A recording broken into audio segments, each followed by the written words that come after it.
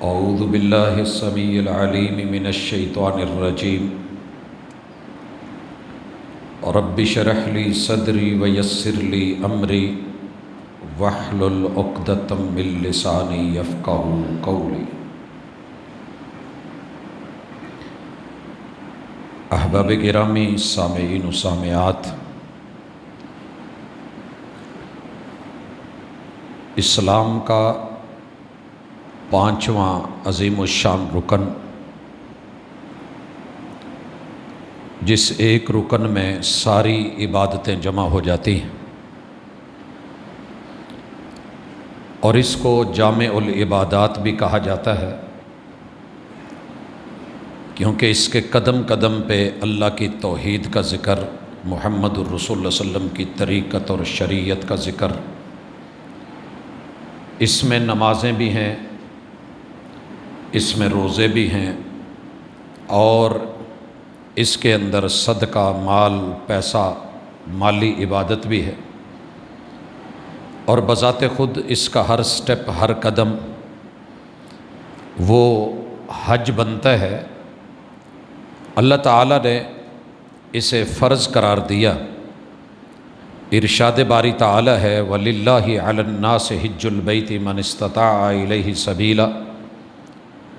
جس بھی مرد اور عورت میں جانی، بدنی، مالی ہمت ہے کہ وہ حج کر سکتا ہے، تو وہ اللہ کے لیے اس حج کو کرے۔ زندگی میں کم از کم ایک مرتبہ اگر مالی حیثیت ہے تو یہ حج فرض ہے۔ حج کے ساتھ عمرہ بھی ہے، اور اللہ تعالیٰ نے سورہ بقرہ میں آیت نمبر 196 میں یہ حکم دیا ہے وَأَتِمُّ الْحَجَّ وَالْعُمْرَةَ لِلَّهِ، کہ حج اور عمرے کا اتمام اللہ کی خاطر کیجیے۔ عمرہ کیسے کیا جائے گا، اس کی تفصیل ہم گزشتہ ملاقات میں دے چکے۔ احرام باندھنے کا طریقہ مرد کے لیے 2 چادریں، سلا ہوا لباس نہیں، سفید ہو جائیں تو بہتر، نہیں تو کوئی بھی رنگ جو میسر ہو پہنا جا سکتا ہے۔ عورت کے لیے اس کا احرام، اس کا وہی ساتر لباس ہوگا جس میں وہ عام روٹین میں رہتی ہے، اور اس کا عبایا، پردہ۔ نقاب عورت نہیں باندھے گی، دستانے نہیں پہنے گی، پاؤں میں موزے نہیں ڈالے جائیں گے، جرابیں۔ اور میقات، وہ جگہ کہ جہاں سے احرام کے بغیر نہیں گزرنا۔ اہلیان پاکستان کے لیے یلملم سے گزر ہوتا ہے، فضائی سفر ہے، تو وہاں سے ساتھ میں نیت لبیک اللہم عمرتن کہتے ہوئے گزرا جائے گا۔ رسول اللہ صلی اللہ علیہ وسلم کی طرف سے ایک اور رہنمائی جو پچھلی دفعہ ذکر نہیں ہو سکی، کہ اللہ نہ کرے راستے میں کوئی مسئلہ بن جائے، رکاوٹ بن جائے، تو نیت کرتے ہوئے ہی ساتھ یہ کہہ لیا جائے وَمَحِلِّي حَيْثُ حَبَسْتَنِي، کہ اے میرے رب، اے میرے مالک، میں تیرے رستے میں تیرے حکم کی بجا آوری کے لیے نکلا ہوں۔ راستے کے معاملات کو میں نہیں سمجھتا، اگر کسی جگہ کوئی رکاوٹ بن گئی، مجھے روک لیا گیا، اللہ نہ کرے کوئی حادثہ ہو جاتا ہے، کوئی مسئلہ بن جاتا ہے، تو جہاں رکاوٹ ڈلی میں اپنا احرام وہیں کھول دوں گا، اور میرے اوپر عمرے کی، حج کی وہ شرطیں نہیں ہوں گی، پابندیاں نہیں ہوں گی، بلکہ میں اس جگہ ان پابندیوں سے آزاد ہو جاؤں گا۔ نبی مکرم صلی اللہ علیہ وآلہ وسلم کے بتائے ہوئے طریقے کے مطابق عمرہ کرنے والا تلبیہ کہتے ہوئے مکہ پہنچے گا، بیت اللہ میں طواف والی جگہ پہ اترتے ہوئے دایاں کندھا ننگا کرے گا، حجر اسود سے پہلے چکر کا آغاز بسم اللہ اللہ اکبر کہہ کے، بوسہ دینے کا امکان ہو تب بھی، ہاتھ لگا کے چومنا ممکن ہو تب بھی، نہیں تو ہاتھ کے اشارے سے بسم اللہ اللہ اکبر کہہ کے، اگر رش کم ہے تو مرد رمل کرتے ہوئے پہلوانوں کی طرح ہلکا ہلکا جو ہے وہ دوڑتے ہوئے پہلے 3 چکروں میں رسول اللہ صلی اللہ علیہ وسلم اور آپ کے اصحاب کی یہ سنت ہے، اسے رمل کہتے ہیں۔ دائیں کندھے کو ننگا کرنا استباء کہتے ہیں۔ رکن یمانی تلک چلتے ہوئے مختلف دعائیں پڑھتے ہوئے رکن یمانی کا استلام کیا جائے گا۔ یہ حجر اسود سے چل کے ایک رکن چھوڑ کے حتیم پورا گزر کے اس کارنر پہ جب آتے ہیں تو یہ رکن یمانی ہے۔ استلام دونوں ہاتھوں سے، بوسہ نہیں دیا جائے گا، اور یہاں سے یہاں تک ربنا آتنا فی الدنیا حسنہ یہ والی دعا پڑھی جائے گی۔ یوں 7 چکر مکمل کر کے 2 رکعت نماز طواف پڑھ کے زمزم پی کے بیت اللہ کے دروازے اور حجر اسود کی درمیانی جگہ ملتزم سے چمٹنے کی اگر جگہ ہو، موقع ہو، اجازت ہو تو وہاں سے اپنی دعاؤں کا سامان باندھتے ہوئے حاجی یا عمرہ کرنے والا بالکل اس کی سید میں کوہ صفا کی طرف جائے گا۔ صفا پہاڑی پہ چڑھتے ہوئے ان الصفا والمروۃ من شعائر اللہ ابدأ بما بدأ اللہ بی کہتے ہوئے چڑھے گا، اور رسول اللہ صلی اللہ علیہ وسلم کے وہ معروف زمانہ جملے الحمدللہ وحدہ نصر عبدہ وانجز وعدہ وحزب الاحزاب وحدہ، شکر ہے اس اکیلے رب کا کہ جس نے اپنے بندے کی مدد کی، وعدوں کو مکمل کیا، اور تمام جماعتوں کے جٹ گوڑ کو اللہ تعالیٰ نے ان کے گٹھ جوڑ کو روک کر کے اپنے بندے کو مدد دی ہے اور دین کو غالب کیا ہے۔ پھر صفا پہاڑی پہ رکتے ہوئے مناجات اور دعائیں بیت اللہ کی طرف منہ کر کے جتنی ہو سکیں، پھر وہاں سے چلا جائے گا اور درمیان میں مروہ اور صفا کے درمیان تقریباً مسجد جتنی لمبائی ہے اس حد تلک ایک دوڑنے کی جگہ سائی کرے گا مرد، عورت نہیں، اور مینا پہ چڑھ کے پھر یہی دعائیں قبلہ رخ ہو کے 1 چکر مکمل، پھر صفا پھر مروہ یوں کرتے ہوئے 7 چکر مروہ پہ مکمل ہوں گے۔ اور اس کے بعد مرد اپنے سر کے بال ٹنڈ کروا سکتا ہے، کٹوا سکتا ہے، اور عورت اپنے سر کے بالوں کے آخر سے چٹیا سے پورا 1.5 پوڑ کے برابر جو ہے اسے کاٹے گی، اور یوں عمرہ مکمل ہو جائے گا۔ جتنے دن بیچ میں پڑے ہیں، اگر مدینے جانا ہے دن زیادہ ہیں، حجاج کو پہلے لے جاتے ہیں، تو آپ واپس آتے ہوئے آبار علی سے پھر دوبارہ احرام باندھ کے ایسے ہی عمرہ کر لیں گے۔ اگر آپ مکے میں ہی ہیں تو آپ اپنی بلڈنگ پہ رکیں گے۔ روزانہ کی بنیاد پہ بہترین کوشش یہ ہو کہ میری نمازیں، میری عبادات، میری مناجات بیت اللہ میں ہوں جتنا ممکن ہو سکے، کیونکہ ایک نماز کا ثواب 1 لاکھ رکھا گیا ہے۔ فرض مسجد الحرام میں پڑھنے افضل، اور سنتیں اپنی بلڈنگ پہ گھر جا کے پڑھنی افضل۔ پھر جتنے دن گزر گئے 8 ذی الحجہ کو، 8 ذی الحجہ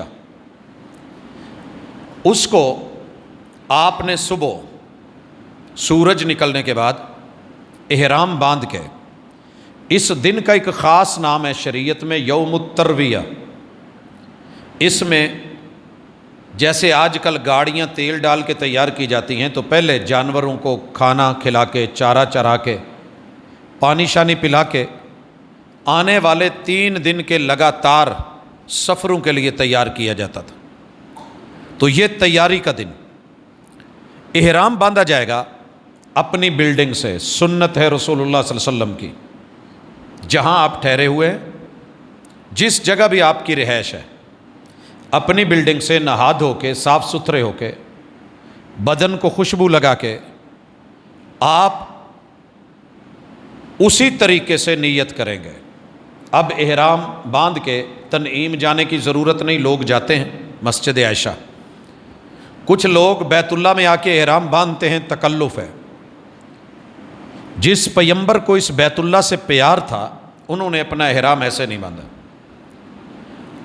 جس بھی جگہ آپ ہیں احرام باندھ کے نیت کریں گے لبیک اللہم حجن، اللہ یہ دن سب کو دکھائے لبیک اللہم حجا، یہ کہتے ہوئے اگر آپ گروپ کے ساتھ ہیں تو ظاہر ہے وہ آپ کو ممکن ہے فجر سے پہلے بھی چلائیں، کیونکہ لاکھوں لوگوں کو لے کے جانا ہوتا ہے۔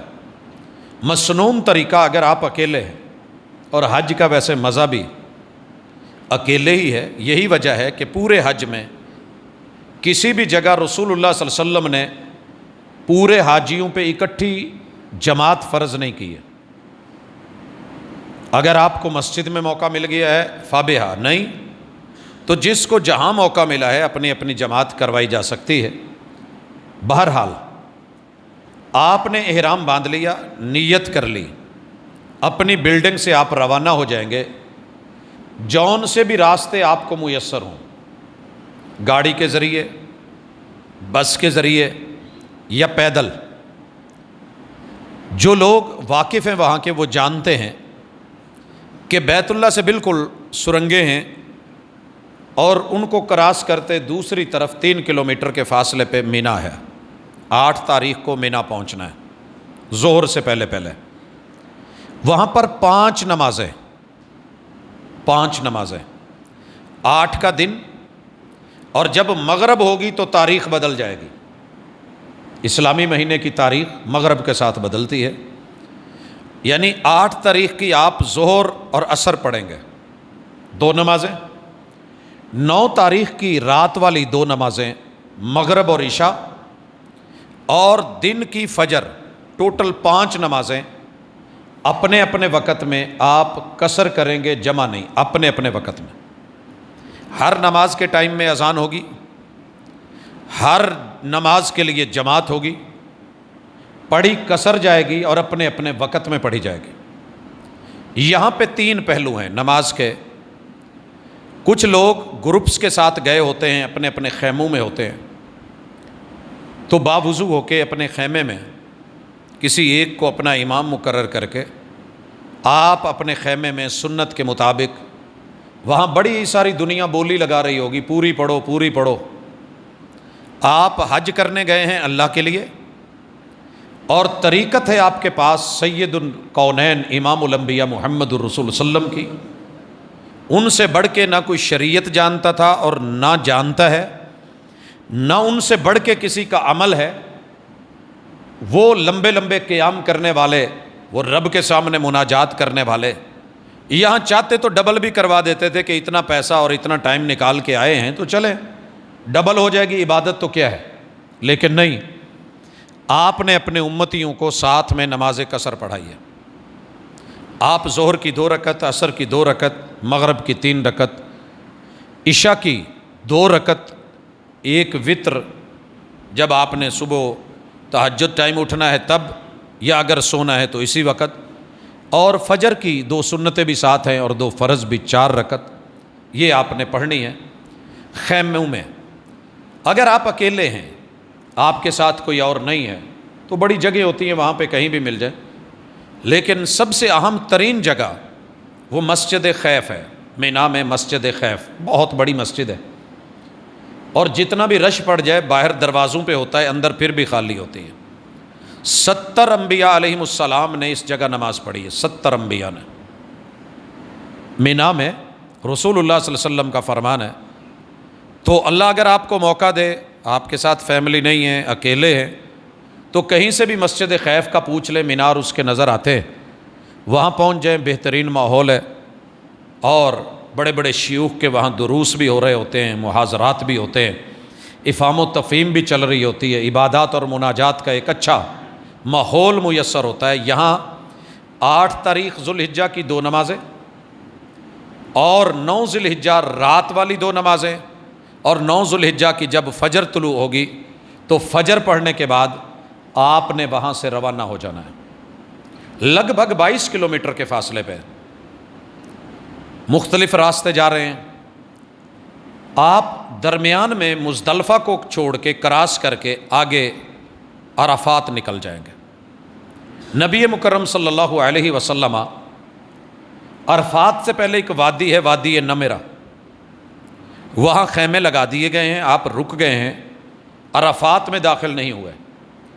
آج کل وہاں بہت بڑی مسجد ہے، مسجد النمرہ، اس مسجد میں آپ کو موقع ملے جا سکتے ہیں، اگر آپ کا کاروان ہے، گروپ ہے، تو جہاں آپ کا خیمہ ہے اس خیمے میں آپ جائیں گے۔ رسول کریم علیہ الصلاۃ والسلام نے وہاں وادی نمرہ میں ٹھہر کے انتظار کیا حتیٰ کہ ظہر کا وقت ہو گیا، اور آپ کو پتہ ہونا چاہیے وہاں پہ یہ دن جمعے کا تھا، اسی لیے اگر یہ دن جمعے کا آ جائے تو لوگ اسے حج اکبر کہتے ہیں۔ نبی مکرم صلی اللہ علیہ وسلم نے یہاں پر ایک اذان کہی اور اقامت کہلوائی۔ محبوب علیہ الصلاۃ والسلام نے ظہر کی 2 رکعتیں پڑھی قصر،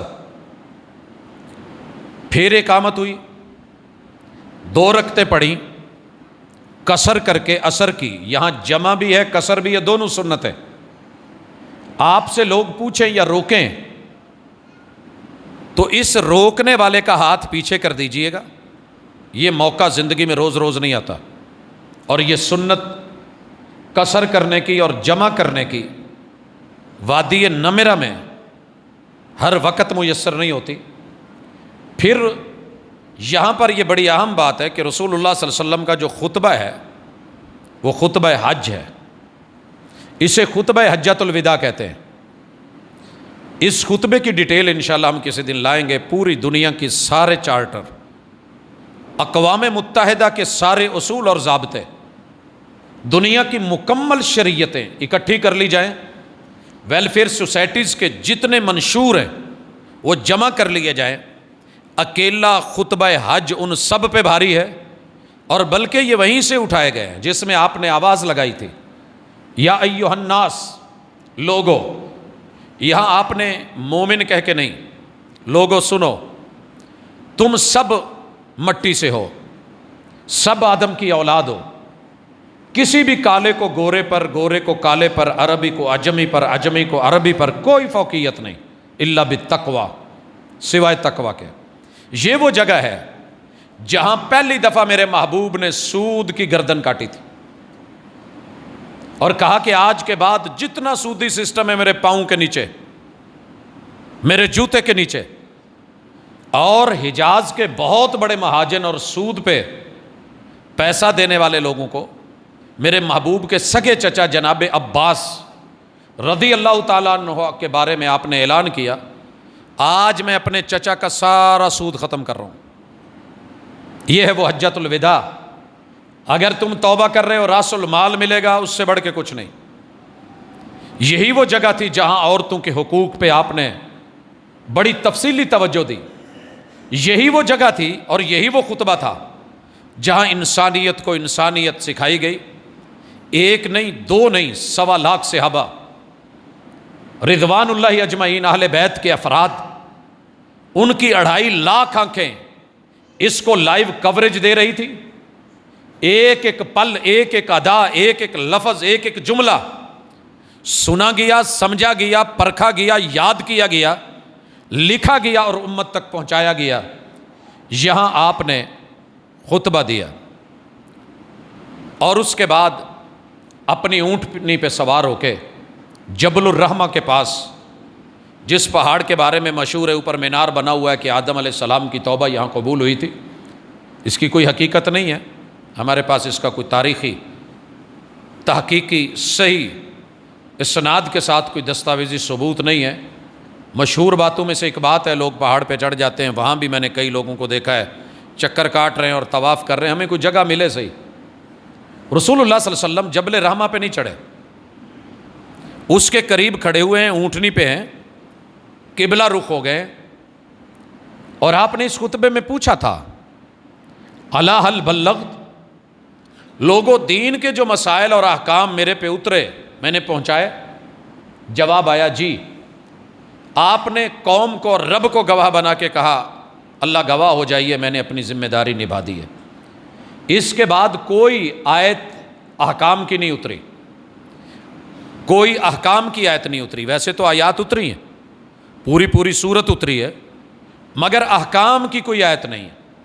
الیوم اکملت لکم دینکم واتممت علیکم نعمتی وَرَضِيتُ لَكُمُ الْإِسْلَامَ دِينًا، دین مکمل، نعمت مکمل، اور رب کی رضا اس اسلام کے اوپر اعلان کر دیا گیا۔ آپ نے کہا میں اس جگہ کھڑا ہوں، اب 1.25 لاکھ لوگ تو یہاں کھڑے نہیں ہو سکتے، پورے کا پورا میدان عرفات سارا وقوف کی جگہ ہے، جس کو جہاں جگہ ملے کھڑے ہو۔ اور آپ نے سورج غروب ہونے تک لگاتار رو رو کے دعائیں کی ہیں، مناجات، تڑپ، اللہ کے ساتھ تعلق، امت کے لیے، قوم کے لیے، افراد کے لیے، احباب کے لیے، اپنے اصحاب کے لیے، اہل بیت کے افراد کے لیے میرے پیغمبر نے اپنے رب سے مانگا ہے۔ یہاں پہ ہمارے حجاج صاحبان جب خطبے کا پتہ چل جاتا ہے، کیونکہ لائیو وہاں پہ چل رہا ہوتا ہے، نشر ہو رہا ہوتا ہے، تو مسجد میں تو نہیں آئے، وہیں نماز پڑھی اور ساتھ میں پاکستان ویڈیو کال ملا لی، مبارک ہوئے حج پڑھ لیا، سگریٹ لگا لیا، ساتھ میں حج شروع ہو گیا، جی حج پڑھ لیا، مبارک ہوئے، بس حج مکمل ہے۔ ایسے نہیں ہے۔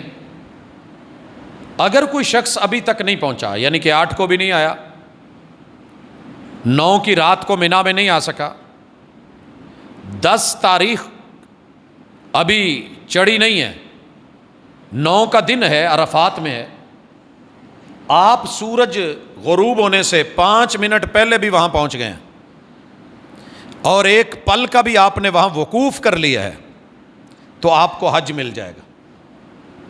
دوسرے لفظوں میں آپ کو جس گاڑی پہ چڑھنا چاہتے تھے وہ گاڑی مل گئی ہے، اگرچہ آپ کی پہلی نماز مینا والی رہ گئی ہیں، یہاں والی رہ گئی ہیں، بھلے خطبہ رہ گیا ہے، بھلے زور اور اثر، لیکن آپ یہاں آ گئے ہیں اور آپ کو زور اور اثر پڑھنے کا ٹائم سورج غروب ہونے سے پہلے پہلے مل گیا ہے، تو آپ کا وقوف ہو گیا ہے۔ حج جو ہے انشاءاللہ العزیز مقبول بھی ہے، مبرور بھی ہے۔ جب سورج غروب ہو جائے، لوگ انتظار میں ہوتے ہیں کہ کب سورج غروب ہو، تو آپ نے سورج غروب ہوتے ہی ڈیٹ بدل گئی ہے، آج 10 ہے۔ پوری زندگی لائف ٹائم محمد رسول صلی اللہ علیہ وسلم نے کبھی بھی مغرب کو سورج کے غروب ہونے کے بعد لیٹ نہیں کیا بلا وجہ، مگر آج اعلان ہوا ہے کہ ہم یہاں سے چلیں گے، رکیں گے نہیں۔ 1.25 لاکھ صحابہ کاروان چلے، بڑے سارے لوگ آج کی طرح شاید تب بھی کہا ہو کہ مغرب کی نماز پڑھ لی جائے، ٹائم ہو رہا ہے، سورج غروب ہو رہا ہے، اذان نہ میرے محبوب نے اذان دلوائی، نہ وہاں پہ نماز پڑھی، نہ جماعت کروائی، بلکہ چلنے کا کہا، اور قربان جاؤں 1.25 لاکھ کے وہ چل پڑے، اور قربان جاؤں ان ضدی لوگوں کے بھی جو آج اپنے علم کی بیس پہ یہ سمجھتے ہیں کہ ہم رسول اللہ صلی اللہ علیہ وسلم سے شاید زیادہ پڑھ گئے اور ہمارے اوپر شاید وہی جو ہے وہ اتری ہے جو محبوب پہ نہیں اتری تھی، روک رہے ہوتے ہیں، کھڑے ہو کے باقاعدہ منع کر رہے ہوتے ہیں، او بھائی مت جانا، رکیے گا، یہ وہابی چلتے ہیں، فلاں چلتے ہیں۔ معذرت ہاتھ جوڑ کے کہتا ہوں، یہ حج وہابیوں کے لیے نہیں ہے، صرف سنت کے مطابق، حدیث کے مطابق، قرآن کے مطابق، وہ پیغمبر جس نے کہا تھا کہ لوگوں آؤ مجھ سے حج کے مناسک سیکھ لو، خذوا انی مناسککم، وہ سکھا رہے ہیں۔ ساری دنیا بھی روک رہی ہو، نہیں چل رہا کارواں، نہ چلے، مغرب اور عشاء آپ نے وہاں نہیں پڑھنی، آپ نے قوم کو چلایا۔ 1.25 لاکھ لوگ عرفات سے مزدلفہ پہنچے۔ یہ تبدیلی معمولی تبدیلی نہیں ہے، بڑا وقت لگتا ہے چینج کا، یہاں سے وہاں تک جانا، بالخصوص جب سواری اونٹ ہو، جب سواری کسی گدھے کی شکل میں ہو، گھوڑے کی شکل میں ہو، یا پیدل لوگ چل رہے ہوں۔ مزدلفہ عرفات اور مینا کے درمیان ایک کھلا میدان ہے، وہاں جا کے آپ جب بھی پہنچے وضو کریں گے، جگہ جگہ وضو خانے بنے ہوئے، وضو کرنے کے بعد مؤذن اذان کہے گا، ایک اذان، جیسے جیسے گروپس ہیں، سارے گروپس میں سے ہر بندہ اپنی اذان کہے گا، پھر اقامت کہی جائے گی مغرب کی، اور امام ان میں سے جو بھی بننا چاہے بن کے 3 رکعت نماز مغرب ادا کی جائے گی۔ یاد رہے کہ یہ رات 10 ذوالحجہ کی ہے، پھر اس کے بعد اقامت ہوگی، پھر عشاء پڑھی جائے گی۔ اس جگہ پر میرے محبوب نے جو راتوں کو قیام بھی کرتے تھے، تہجد بھی پڑھتے تھے، واحد جگہ ہے جہاں آپ نے تہجد نہیں پڑھی، 1.25 لاکھ صحابہ میں سے کسی ایک نے بھی رپورٹ نہیں کی، بلکہ آپ کا آرام، آپ نے اپنے اصحاب کو آرام کا مشورہ دیا، کیونکہ اگلا دن مصروف ترین دن ہے، تھکا دینے والا، لوگ سوئے آپ بھی سوئے، فجر کے لیے اٹھے، اور یاد رہے کہ یہ 10 تاریخ کی فجر ہے، 2 نمازیں پہلے یہاں جمع ہو چکی ہیں، قصر ہو چکی ہیں، عشاء قصر پڑی گئی، مغرب عشاء جمع کی گئی، رات کو آرام کیا گیا، تہجد آپ نے نہیں پڑھی۔ اب فجر پڑھنے کے بعد محبوب علیہ الصلاۃ والسلام نے، وہاں ایک پہاڑ ہے مشعر الحرام، آج یہاں بہت بڑی مسجد ہے مشعر الحرام کے نام سے، وہاں آپ نے سورج کے طلوع ہونے سے پہلے پہلے لمبے ذکر کیے ہیں، دعائیں کی ہیں۔ مزدلفہ میں چھوٹی چھوٹی کنکریاں ہوتی ہیں، لوگ اکٹھی کر لیتے ہیں، 7 مارنی ہوتی ہیں، پہلے دن 7، باقی ہر دن کے لیے 21 21 اور 21، یہ جمع کر کے پوٹلیاں باندھ لیتے ہیں، چھوٹی چھوٹی میسر ہوتی ہیں۔ یاد رہے کہ چنے کے دانے کے برابر کنکری تقریباً ہر جگہ سے مل جاتی ہے، لیکن اگر آپ یہاں سے لینا چاہتے ہیں لے لیں، کوئی دھو رہا ہوتا ہے، کوئی کیا کر رہا ہوتا ہے، کوئی کچھ کر رہا ہوتا ہے، تکلفات ہے۔ کچھ لوگ فجر سے پہلے ہی نکل جاتے ہیں یہاں سے، کوشش کریں اگر مجموعہ نہیں ہے، گروپ نہیں ہے، تو سنت کے مطابق فجر پڑھ کے تسلی سے، کوئی پیچھے نہیں لگا ہوا، سارے لوگ انشاءاللہ موو کر جائیں گے، رکے گا کوئی نہیں، بچے گا کوئی نہیں۔ آپ نے اب فجر کی نماز کے بعد، سورج طلوع ہونے کے بعد مینا کی حدود میں داخل ہو جانا ہے۔ مزدلفہ اور مینا کی حدود کے درمیان وہ وادی آتی ہے جہاں ابرہہ اور اس کے ہاتھیوں کو اللہ نے خسف کیا تھا، مارا تھا۔ یہاں سے رسول صلی اللہ علیہ وسلم تیز چلیں، گاڑی والا تو تیز چل ہی رہا ہے، پیدل لوگوں کے لیے بھی اللہ نے وہاں وسائل رکھے ہیں۔ ہم جب جا رہے ہوتے تھے تو یہی دیکھتے تھے کہ کوشش کرتے تھے، کبھی پھنس بھی جاتے تھے، رش ہوتا تھا۔ عذاب کی جگہ پہ زیادہ دیر رکنا، رسول اللہ صلی اللہ علیہ وسلم جب بھی گئے ہیں تیزی سے نکلیں، یہ بھی سنتوں میں شامل ہو گیا۔ اب مینا پہنچ کے آپ نے جو پہلا کام کرنا ہے، ترتیب اصل، پہلے ترتیب سن لیجئے، اس کے بعد اس کی باقی چیز۔ محبوب علیہ الصلاۃ والسلام نے وہاں پہ 3 جمرے ہیں، جمرات جمع ہے، ہمارے ہاں پنجابی میں پاکستانی لوگ، اردو لوگ ان کو شیطان کہتے ہیں، وہ شیطان نہیں ہے، علامت ہیں، جمرات ہیں۔ پہلے پتھر کی شکل میں تھے، پھر ضرورت کے تحت ان کے بڑے بڑے پلر اور ستون بنا دیے گئے، پھر جب لوگ مرے اور رش بڑھا، پھر اس کو ایک لمبی دیوار کی شکل دے دی گئی، سائڈوں پہ کشتیاں ڈال دی گئیں کہ جو پتھر، جو کنکری اس کے اندر گر جائے، وہ سلوپی ہونے کی وجہ سے ٹکرا کے اس دیوار سے جا کے لگ کے پھر نیچے گرتی ہے، تاکہ سنت بھی رہے اور رش سے بھی بچ سکے۔ ان کی ترتیب یہ ہے کہ جب ہم مزدلفہ سے آ رہے ہیں تو پہلے جمرہ صغرا چھوٹا آتا ہے، پھر درمیانہ، اور آخر میں جا کے مکہ والی سائڈ پہ یہ بڑا ہے۔ مختلف ادوار میں اس کی شکلیں مختلف رہی ہیں، کبھی سنگل، کبھی ڈبل، کبھی زیادہ پورشنز، مختلف راستے۔ تو آپ نے 10 تاریخ کو ظہر سے پہلے پہلے وہاں جب بھی پہنچتے ہیں، جمرہ عقبہ کو، بڑے جمرے کو 7 کنکریاں مارنی۔ بیت اللہ وہاں سے آپ کا اس رخ میں ہے، کوشش کریں کہ گھوم کے آخری سائڈ پہ آ جائیں، ادھر دھکا بھی نہیں ہوتا کیونکہ پیچھے سے آنے والے لوگوں کا ایک پریشر ہوتا ہے، تو آسانی سے تھوڑا نرمی سے پہلوں کو نکلنے دیں، گھوم کے اس طرف سے آ کے بسم اللہ اللہ اکبر، بسم اللہ اللہ اکبر، کنکری پھینک دیں۔ یہ مہربانی کوشش کیجئے گا، کچھ بھائیوں کو ہم نے دیکھا ہے مسجد کے گیٹ سے ہی شروع ہوتے ہیں اور کہتے ہیں میرا نشانہ بڑا پکا ہے، پتھر موٹے موٹے اٹھائے ہوتے ہیں، جینون، مذاق نہیں کر رہا، جینون ایسے ہے۔ عمرے پہ لوگوں نے ٹنڈے کروائی ہوتی ہیں، سر ننگا ہوتا ہے، احرام باندھا ہوا ہوتا ہے۔ اب وہ پتھر کسی حاجی صاحب کے سر میں لگ رہا ہے اور لگ جائے تو پھر ہنستا ہے، لگتا ہے ہی شیطان سی، اینوں بجنا چاہیے۔ دس اللہ کے لیے ڈرے، دوسروں کو وہاں جا کے اپنا فیصلہ بادی ہونے کا ثبوت مت دیں۔ ہر جگہ جھگتے ہیں، ہر جگہ یہ باتیں، لطیفے اور کہانیاں، ہاں جذباتی لوگ بڑے دیکھے گئے ہیں، کچھ لوگ چھتریاں مار رہے ہوتے ہیں، کچھ پانی کی بوتلیں مار رہے ہوتے ہیں، کچھ جوتے اتار کے مارنا شروع کر دیتے ہیں، اور بڑا غصہ ہوتا ہے اس دن شیطان کے اوپر، اور ساتھ میں ماشاءاللہ اپنے اپنے علاقے کی ڈومیسٹک گالی بھی نکال رہے ہوتے ہیں۔ پرہیز کیجئے گا، اللہ کا نام لے کے ایک علامت ہے، ایک شعرہ ہے مشہور، یہ ہے کہ ان 3 مقامات پہ جناب ابراہیم علیہ السلام اپنے بچے اسماعیل کو ذبح کرنے کے لیے جب مختلف جگہ پہ لٹاتے رہے، بنی اسرائیلی روایت ہے، ہم نے اس کی تصدیق اور تکذیب نہیں کرتے، اس کی کوئی یہ نہیں ہے، تو یہ شیطان بار بار آتا رہا اور آپ اس کو کنکری مار کے بھگاتے رہے۔ باتیں بڑی ہیں اپنی جگہ، یہ حج کی سنت ہے، رسول اللہ صلی اللہ علیہ وسلم نے سکھایا ہے، ہم کرتے ہیں۔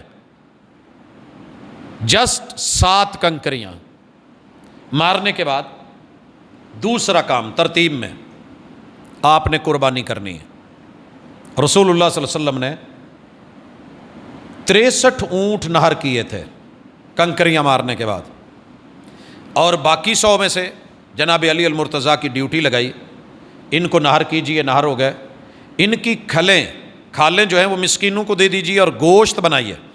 100 اونٹوں کے گوشت میں سے بوٹیاں لے کے ایک ایک، جو رسول اللہ صلی اللہ علیہ وسلم کے گروپ کی ہنڈیاں تھی وہ چڑھی، اور آپ نے ان میں سے جتنا کھایا گیا وہ لیا اور شوربہ پیا، سنت ہے رسول صلی اللہ علیہ وسلم۔ وہاں پہ قربانی کرنا، لیکن آج کل چونکہ منہر میں قربانی ہو رہی ہوتی ہے، ہر بندہ وہاں شروع کر دے، آپ کی قربانی وہاں جمع ہو چکی ہے، ٹائم دیا جا چکا ہے، امید ہے کہ جو ٹائم آپ کو دیا ہے اس پہ تقریباً لگ بھگ وہ قربانی ہو جاتی ہے، اگر لیٹ ہو بھی گئی نو پرابلم۔ تیسری چیز، قربانی کرنے کے بعد سر کے بال منڈوائے جائیں گے، ترتیب یہ ہے، سر کے بال منڈوانے کے بعد وہاں پہ بڑے بڑے ماشاءاللہ اتفاقات ہوتے ہیں۔ مجھے ایک دوست بزرگ بتا رہے تھے، دوست سے زیادہ ہمارے بزرگ رہنما تھے، کہنے لگے کہ میں نے ایک آدمی کو کہا کہ میری ٹینڈ کر، کہنے لگا یار نائی کے پاس چلتے ہیں، کہتے وہاں تو شام تک باری نہیں آنی، ایسے کرتے ہیں تو میرے کر میں تیری ٹینڈ کر دیتا ہوں، سیفٹی پکڑ کے لائے، وہ ماہر تھا اس نے کر دی، اب مجھے طریقہ نہیں آتا تھا، میں نے شروع کیے وہ چلے ہی نہیں، تو وہ کہے یہ کیا، میں چھوڑ کے چلا گیا، میرے سے نہیں ہوتا، وہ مجھے آوازیں دیتا رہا یار تو نے اچھا نہیں کیا، تو بہرحال ہم بڑے کچھ وہاں پہ کرتے ہیں۔ بال کٹنے چاہیے، بال عمرے پہ اگر منڈوائے ہوئے ہیں تو یہاں کچھ دن کے ہو کے بڑے ہوں گے، دوبارہ سے ٹینڈ کر جائے گی اور احرام کھول دیا جائے گا، نہا کے صاف ہو کے اپنا کوئی بھی علاقائی اچھا لباس جو ساتر ہے، جس میں نماز کے اندر کوئی مذائقہ نہیں ہے، وہ پہنا جائے گا۔ یہ پہننے کے بعد آپ کا احرام کھل گیا، جو پابندیاں تھیں وہ ختم، اور جو تلبیہ تھا لبیک اللہم لبیک وہ بھی ختم۔ اب آپ کا چوتھا کام رہ گیا ہے کہ یہاں سے مکہ جائیں، مکہ جا کے طواف کریں، اسے طواف حج کہتے ہیں۔ پہلا جو تھا وہ طواف قدوم تھا جو آپ نے عمرہ میں کیا، یہ طواف افاضہ ہے، طواف حج ہے، اور پھر اس کے بعد سعی کریں گے۔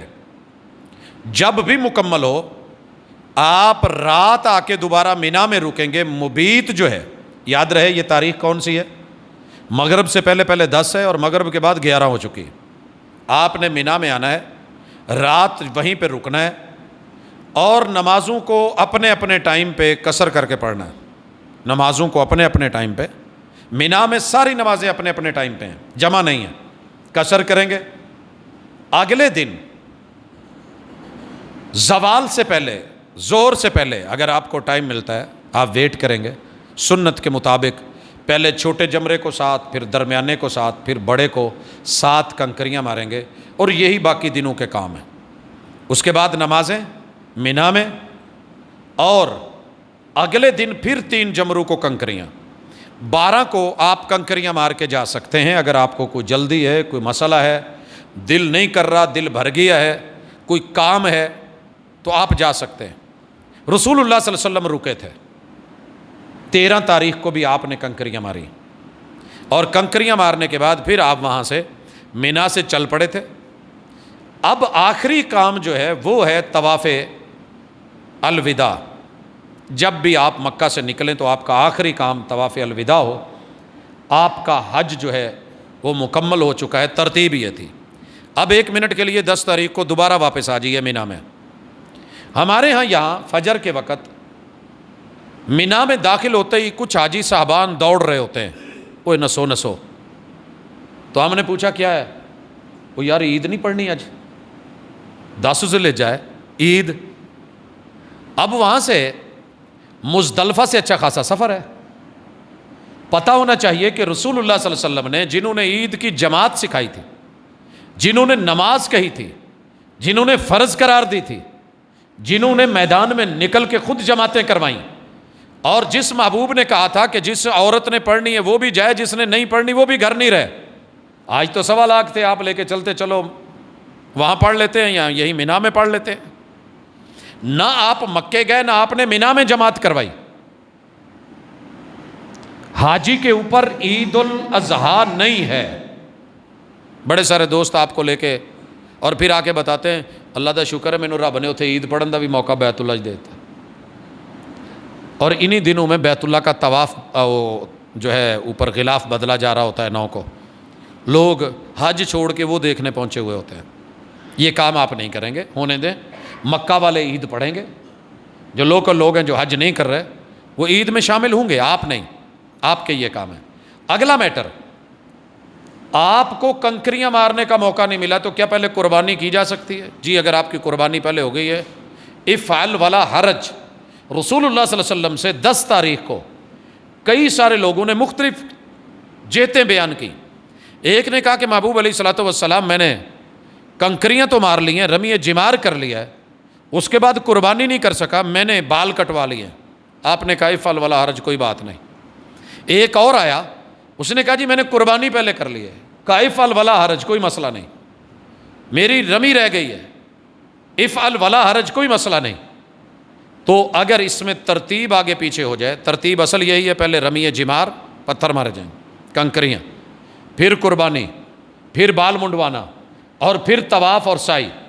اگر اس میں کہیں آگے پیچھے ہو گیا ہے تو پریشان ہونے کی ضرورت نہیں. کوئی دم نہیں، کوئی بکرا نہیں، کوئی چھترا نہیں، کوئی خون نہیں.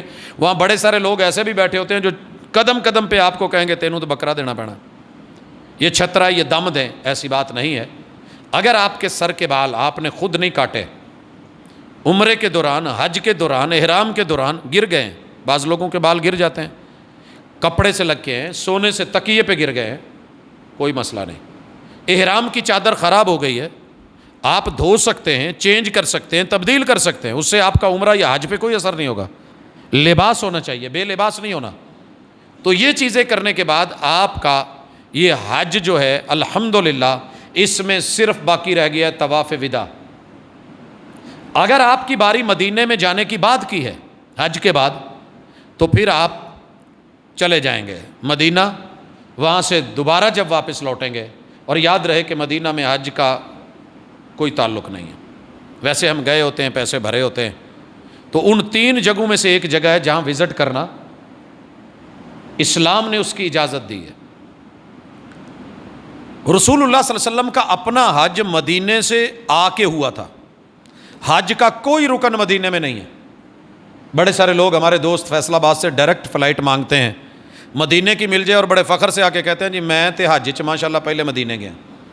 آپ پہلے چلے جائیں یا بعد میں چلے جائیں، اس کی وزٹ کا اجر ثواب مسجد نبوی میں نماز پڑھنے کا وہ اپنا ہے. لیکن جو ہم نے یہ روایت بنائی ہے کہ اس کے بغیر حج نہیں ہوتا، حج کا مدینے سے تعلق نہیں. مدینے والا بھی حج کر گا تب جب مدینہ چھوڑے گا. وہاں رہتے ہوئے مشہور ہے کہ 40 نمازیں پڑھنے والا جو ہے مسجد نبوی میں، اس کو اللہ تعالیٰ جہنم کی آگ سے آزاد کر دیں گے. اس لیے 8 دن کا وہاں پہ سٹے دیا جاتا ہے کم از کم. کوئی بات نہیں 2 دن ہو جائے، 3 مل جائے، 4 مل جائے، 10 مل جائے، جتنا میسر ہو.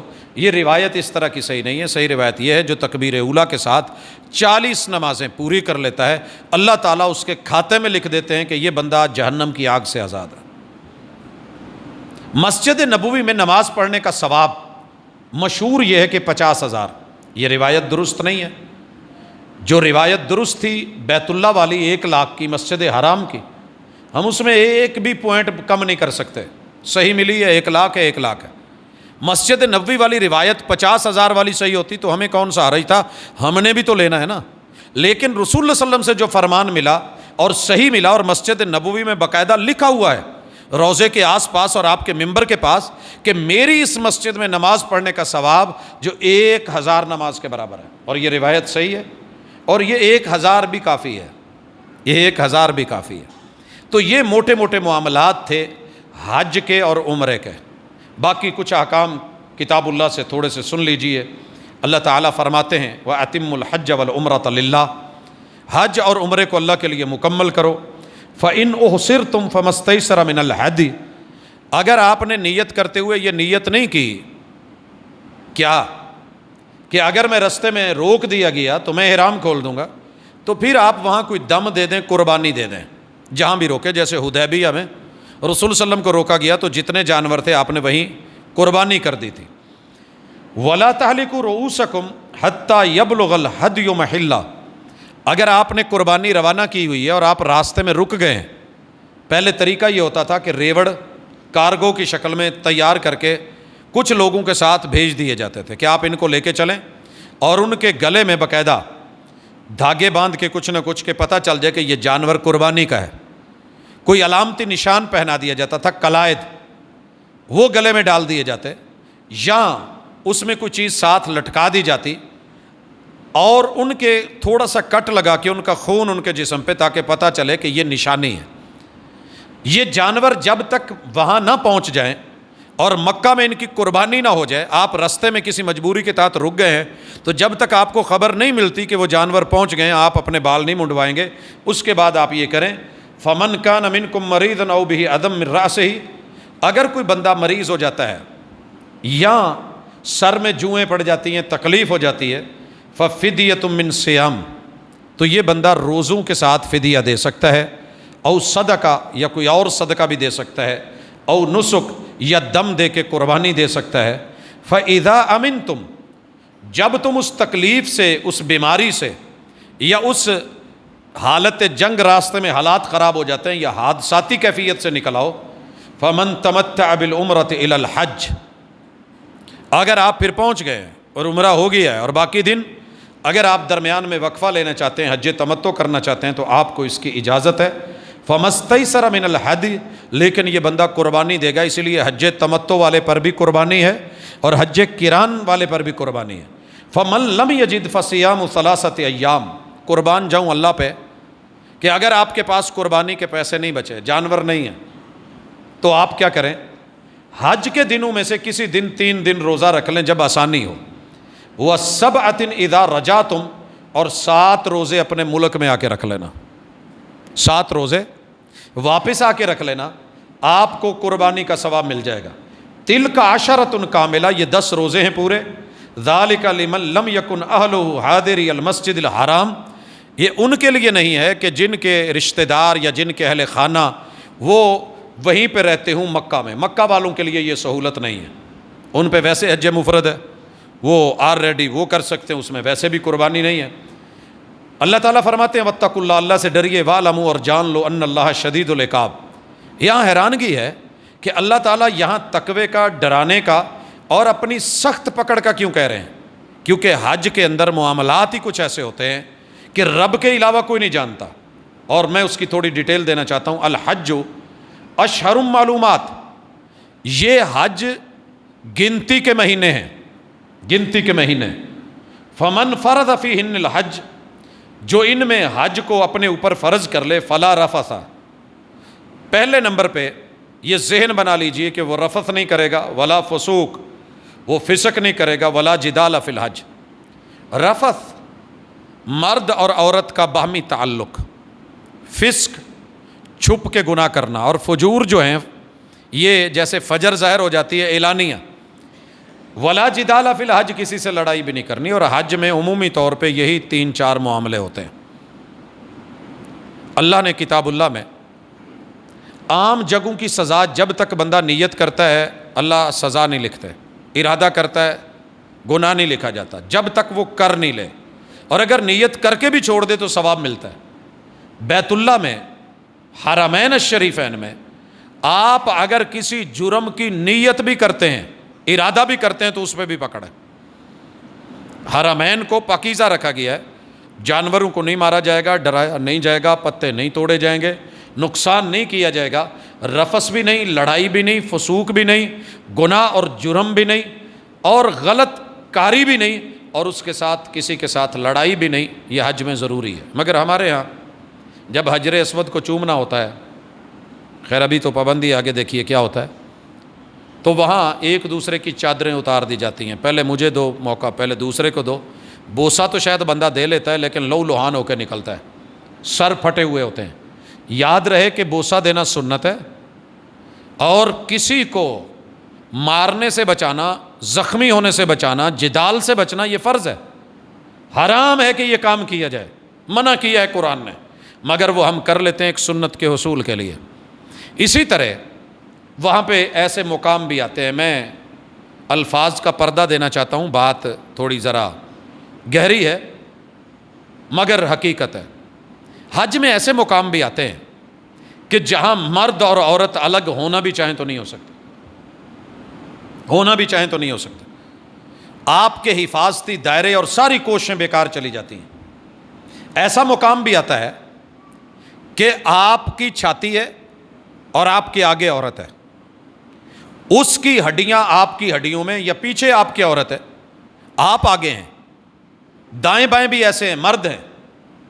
آپ کے پاؤں ہی زمین پہ نہیں ہوتے کہ آپ کہیں سائیڈ پہ ہو سکے، اتنی جگہ بھی نہیں. یہاں سے اٹھا کے کئی کنال تلک، ایکڑوں تلک انسان کے پاؤں زمین پہ ہی نہیں لگتے. اب پھنس تو گئے ہیں. یہاں فیصلہ کس چیز پہ ہوگا؟ نیت پہ. اگر آپ وہاں لذت لینا شروع کر دیں، تلذذ محسوس کرنا شروع کر دیں اور انجوائے کرنے لگ جائیں، پھنسے ہوئے تو ہیں، آپ نکل نہیں سکتے، تو سمجھ لیجئے کہ پکڑ شروع ہے. اور اگر آپ اپنے ذہن کو وہاں بھی رب سے جوڑے ہوئے ہیں، اللہ میں بے بس ہوں، میں مجبور ہوں، میری نیت جرم کی بھی نہیں، گناہ کی بھی نہیں، فسق کی بھی نہیں، زیادتی کی بھی نہیں، اللہ معاف کیجئے گا، تو یہاں فیصلہ نیتوں پہ ہونا ہے. اسی لیے پکڑ نیت پہ رکھی گئی ہے. ارادہ بھی اگر غلط ہوا تو یہاں پہ حج بھی دھو دیا جائے گا اور سب کچھ برابر کر دیا جائے گا. سواری تو شاید حج کر کے آ جائے لیکن یہ محروم ہو کے ہو. اسی لیے فرمایا کہ لوگوں سنیے، وَمَا تَفْعَلُوا مِنْ خَيْرٍ يَعْلَمْهُ اللَّهُ، تم جو کرو گے نا، تمہاری سوچ تک کا علم تمہارے رب کو ہے. اور ہم سبق دیتے ہیں وَتَزَوَّدُوا، زاد راہ لے کے لیجیے گا، فَإِنَّ خَيْرَ الزَّادِ التَّقْوَىٰ، سب سے بہترین زاد راہ حج میں اور عمرے میں تقویٰ کا ہے، اللہ کا ڈر، خوف، للہیت، اللہ کے ساتھ ایک تعلق. وَاتَّقُونِ یا اُولِي الْأَلْبَابِ، عقل مندوں مجھ سے ڈرنا. یہ احکام ہیں، آگے فضائل اس کے ساتھ جو ہے کچھ اور چیزیں بھی بیان ہوئی ہیں، لیکن مجھے جو بات اہم ترین کہنی ہے، تھوڑا اور پڑھ لیجئے. لیس علیکم جناح، آپ پہ کوئی گناہ نہیں، ان تبتغوا فضلا من ربکم. حج میں کاروبار کیا جا سکتا ہے، آپ اپنی کوئی اچھی علاقائی چیز لے جا سکتے ہیں، وہاں بیچ کے کوئی حج کا خرچہ نکالنا چاہتا ہے نکال سکتا ہے. پوری ورلڈ وہاں پہ ٹریڈ کر رہی ہوتی ہے. فَإِذَا أَفَضْتُم مِّنْ عَرَفَاتٍ، جب تم عرفات سے نکلو، فَاذْكُرُوا اللَّهَ عِندَ الْمَشْعَرِ الْحَرَامِ، تو مشعر حرام کے پاس اللہ کا ذکر کرو. وَاذْكُرُوهُ كَمَا هَدَاكُمْ، اور یاد کرو کہ اس نے تمہیں کیسے ہدایت دی ہے اور کتنے لوگ جو ہیں وہ ہدایت سے گمراہ ہیں. وَإِن كُنتُم مِّن قَبْلِهِ لَمِنَ الضَّالِينَ، اگر آپ پچھلی پشتوں میں چلے جائیں تو کہیں نہ کہیں جا کے گمراہی شروع ہو جاتی ہے. ثُمَّ أَفِيضُوا مِنْ حَيْثُ أَفَاضَ النَّاسُ، جہاں سے لوگ چلتے ہیں تم بھی چل پڑو. وَاسْتَغْفِرُوا اللَّهَ، استغفار کرو، ان اللہ غفور الرحیم. فَإِذَا قَضَيْتُم مَّنَاسِكَكُمْ، جب حج کے مناسک مکمل ہو جائیں، فَاذْكُرُوا اللَّهَ كَذِكْرِكُمْ آبَاءَكُمْ أَوْ أَشَدَّ ذِكْرًا، تو جیسے تم اپنے آباء و اجداد کے تذکرے کرتے ہو اس سے بڑھ کے اللہ کے تذکرے رہیں. حج کرنے کے بعد یہ نہیں کہ غیبتیں شروع ہو جائیں، حرام اور جرم اور فضولیات، لغویات، جھوٹ سچ وہ شروع ہو جائے. اللہ کا ذکر. فَمِنَ النَّاسِ مَن يَقُولُ، لوگوں کی دو قسمیں ہیں، کچھ ایسے بھی ہیں جن کا کہنا یہ ہوتا ہے ربنا آتنا فی الدنیا، اللہ دنیا دے دے، مال دے دے. حج میں دعائیں کر رہا ہوتا ہے اللہ کوٹھیاں دے دے، کاروبار دے دے، یہ فیکٹریاں دے دے، وہ دے دے، وہ دے دے. اللہ کہتے ہیں ہم دے دیتے ہیں. وَمَا لَهُ فِي الْآخِرَةِ مِنْ خَلَاقٍ، مگر آخرت میں ان کا کوئی حصہ نہیں بچتا. حج کر کے بھی صرف دنیا ہی لے کے جاتے ہیں. اور آگے وَمِنْهُمْ مَنْ يَقُولُ رَبَّنَا آتِنَا فِي الدُّنْيَا حَسَنَةً وَفِي الْآخِرَةِ حَسَنَةً. یہ دعا اتنی اہم ہے کہ اسے طواف کے اندر رکن یمانی سے لے کے حجر اسود تلک یہ شامل کر دیا گیا ہے طواف کے اندر، ہر چکر کے اندر. تو یہ دعا، اے اللہ، اللہ خود کہتے ہیں ان میں سے کچھ لوگ ایسے ہیں جو کہتے ہیں اللہ دنیا کا حسن بھی دے آخرت کا حسن بھی دے، وقنا عذاب النار، اور ہمیں آگ کے عذاب سے بچا۔ اللہ کہتے ہیں اولئک لہم نصیب مما کسبوا، یہ ہیں وہ لوگ کہ جن کے لیے جو انہوں نے کمایا ہے وہ حصہ ہے۔ واللہ سریع الحساب، اللہ کے پاس جو ہیں وہ بڑے اور حساب و کتاب ہیں۔ وَاذْكُرُوا اللَّهَ فِي أَيَّامٍ مَّعْدُودَاتٍ، گنے چنے دنوں میں، یہ جو 8 سے لے کے 10 تک ہے، 11، 12 اور 13 ہے، ان میں اللہ کا تذکرہ جاری رکھیے۔ فَمَن تَعَجَّلَ فِي يَوْمَيْنِ فَلَا إِثْمَ عَلَيْهِ، اگر کوئی 11 اور 12 کی کنکریاں مار کے آنا چاہتا ہے کوئی گناہ نہیں، آ جائے۔ فَلَا إِثْمَ عَلَيْهِ لِمَنِ اتَّقَى وَاتَّقُوا اللَّهَ وَاعْلَمُوا انکم الیہ تحشرون۔ اس پورے منظر نامے کو دیکھ کے ذہن میں رکھو جیسے ہم پوری جگہ پہ، ہر جگہ پہ یکجہت کر کے ایک طرف تمہیں چلا رہے ہیں لاکھوں کو، ہم قیامت کے دن بھی تمہیں حشر کے میدان میں یوں ہی اکٹھا کریں گے۔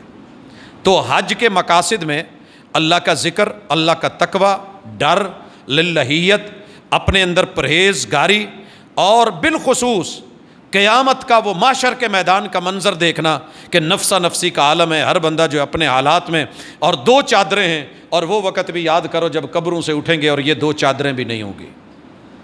تو جامع العبادات ہے، اللہ تعالیٰ یہ موقع دے، لیکن افسوس ہوتا ہے کہ کچھ لوگ وہاں جا کے بھی یہی کہہ رہے ہوتے ہیں، یہ کہانی نہیں، یہ لطیفہ نہیں۔ عرفات کے اندر یہ جملے فون کر کے اسی اج پڑھ لیا، داتا دربار جا کے دیگ چاڑو، وہ میرے بھائی وہیں کھلا دے اگر تیرے پاس اتنا پیسہ ہے۔ رسول اللہ صلی اللہ علیہ وسلم نے یہ وہیں پہ کیا ہے، اس کا اس سے نہیں۔ بڑے سارے لوگوں کو دیکھا ہے حج کراتے ہیں، کہتے ہیں جی کری دا اتھے وے پڑھی دا اتھے وے۔ ہمارے مختلف شہروں میں جگہیں بنی ہوئی ہیں، وہاں کے پھر وہ جب تک 7 چکر نہیں بابا جی کے دربار کے مزار کے ارد گرد نکال لیتے، وہ حج قبول نہیں ہوا ہوتا، حج مبرور نہیں ہوا ہوتا۔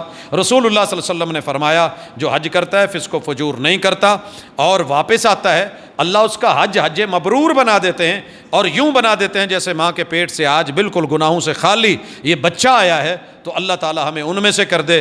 بڑی ساری دنیا کے بڑے سارے لطیفے اور کہانیاں اللہ تعالیٰ بہرحال ہمیں معاف کرے، اور اس فریضے کو، اس رکن کو اگر اللہ نے ابھی تک موقع نہیں دیا تو زندگی میں موقع ضرور دے، حرمین شریفین کی حفاظت فرمائے اور تا سلامت رکھے، تا قیامت ان کو سلامت رکھے۔ اقول قولی ھذا وآخر دعوانا ان الحمد للہ رب العالمین۔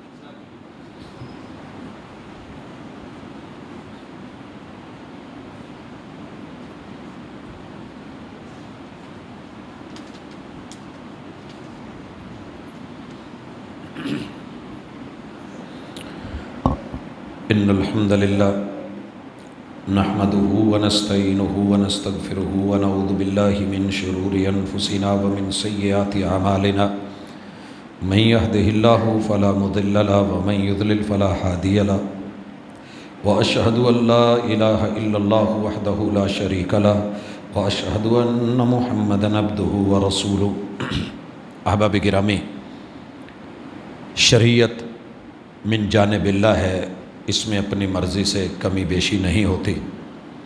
جو نرمی شریعت نے دی ہو وہاں ہماری سختی نہیں بنتی، اور جو سختی شریعت نے رکھی ہو اس میں بلا وجہ کی ڈھیل ہم اپنی مرضی سے نہیں دیں گے، بلکہ اس میں ہمارے لیے سنت کافی ہے۔ اس کو مد نظر رکھ کے حج کے موٹے موٹے مسائل بتائے گئے، باریک اور دقیق اور لطیف چیزیں بہت ساری ہیں، اس کی باقاعدہ کلاسز ہوتی ہیں، پڑھایا جاتا ہے۔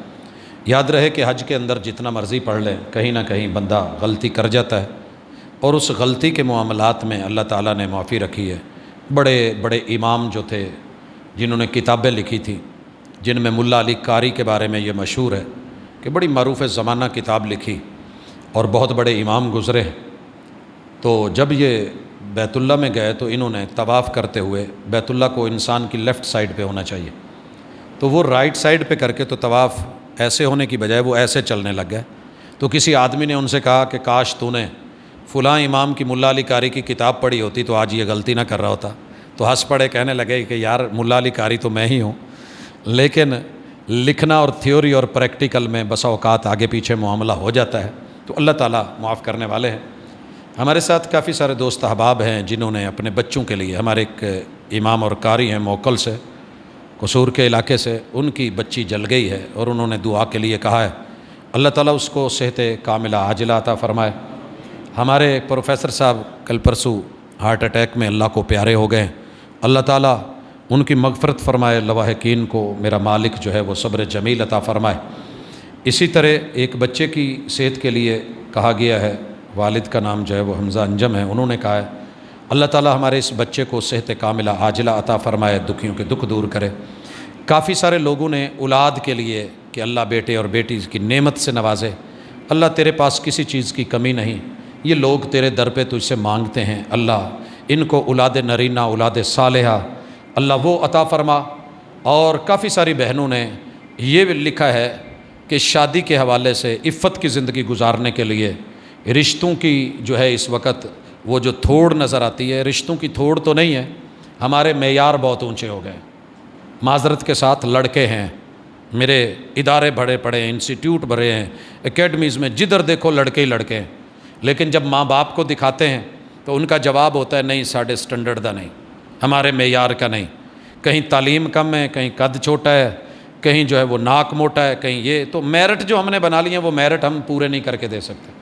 اب ہر لڑکا ہر لڑکی میرٹ بنا کے بیٹھ جائے، عمریں گزرتی ہیں گزر جائیں، ایسے مت کریں۔ والدین کی چوائس پہ اگر ہم چلے جائیں، صرف والدین کی، تو مجھے بڑی امید ہے کہ کافی حد تک رشتے جو ہیں وہ ان محرومیوں سے بچ سکتے ہیں جن میں کثرت ہے۔ اسی طرح کئی بہنوں نے یہ اس حوالے سے بھی دعا کا کہا ہے کہ ان کے شوہروں نے دوسری شادیاں کی اور اس کے بعد وہ اپنی پہلی بیویوں کو، بچوں کو، انصاف کو، عدل کو بھول گئے، تو اللہ تعالیٰ ہم سب کو دین کے دائرے میں رہتے ہوئے اللہ کے حقوق کے ساتھ ساتھ انسانی حقوق کی جو ہے وہ بجا آوری کا موقع دے۔ اللہ ہمارے لیے آسانیاں فرمائے۔ اللہ میرے وطن، میری مٹی، میری دھرتی، اس کی زمینی اور دینی سرحدوں کے محافظوں کی حفاظت فرمائے۔ میرا مالک اپنی رحمتوں کا نزول فرمائے۔ سبحانک اللہم و بحمدک، اشہدو ان لا الہ الا انت، استغفرک و اتوب الیک۔